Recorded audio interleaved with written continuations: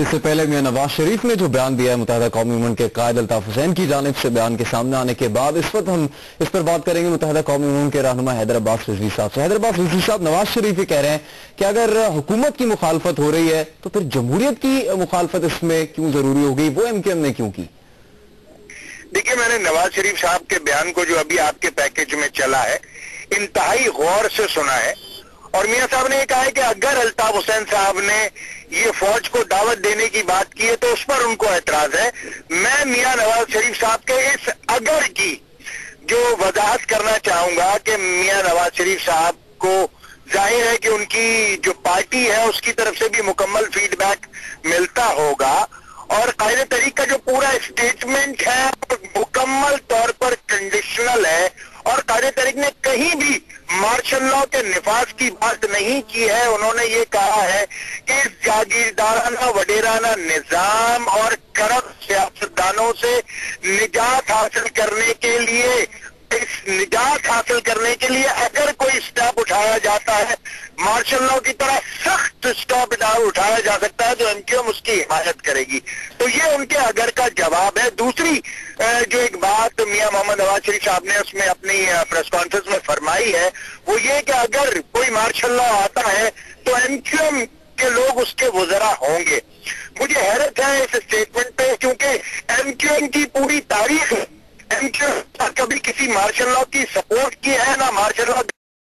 हाँ, बदकिस्मती से ये जरूर हुआ है माजी में कि पीएमएलएन के लोग जो है वो। बहुत बहुत शुक्रिया हैदर अब्बास रिजवी साहब एमक्यूएम के रहनुमा जी न्यूज़ से बात करने के लिए। मुत्तहिदा कौमी मूवमेंट के कायद के मार्शल लॉ के तर्ज के बयान को भी हदफ तनकीद बनाया मुस्लिम लीग नवाज के कायद ने। इस पर हम बात करेंगे। हमारे साथ मुत्तहिदा कौमी मूवमेंट के रहनुमा और रुकन कौमी असेंबली हैदर अब्बास रिजवी इस वक्त टेलीफोन लाइन पर मौजूद हैं। हैदर अब्बास रिजवी साहब, सवाल किया है मुस्लिम लीग नवाज के कायद ने कि किसे बेवकूफ बनाने की कोशिश की जा रही है एमक्यूएम की जानिब से, क्योंकि आप उसी काबीना का हिस्सा हैं जो गैस के बिलों में इजाफा करती है, जो बिजली के बिलों में इजाफा करती है, पेट्रोलियम मसनूआत की कीमतों में इजाफे का फैसला करती है। वहां पर आवाज बुलंद नहीं की जाती, लेकिन एक मुख्तलिफ प्लेटफॉर्म पर एमक्यूएम के कायद का बयान किसे बेवकूफ बनाने की कोशिश है? जी मेरे भाई, बिल्कुल मैंने नवाज शरीफ साहब की प्रेस कॉन्फ्रेंस को इंतहाई गौर से सुना था जी और उन्होंने उस प्रेस कॉन्फ्रेंस में फरमाया था दो बड़ी सिग्निफिकेंट बातें उन्होंने की उसमें।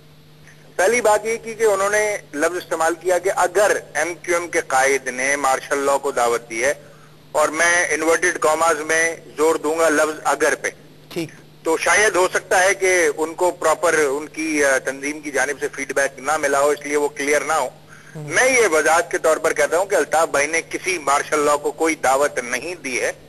अल्ताफ भाई ने एक कंडीशनल स्टेटमेंट दिया है कि अगर वो फौज जो कि 4 बार इस मुल्क में मार्शल लॉ लगाकर जागीरदारों वडेरों को मजबूत करती रही है, अगर वो मार्शल लॉ की तर्ज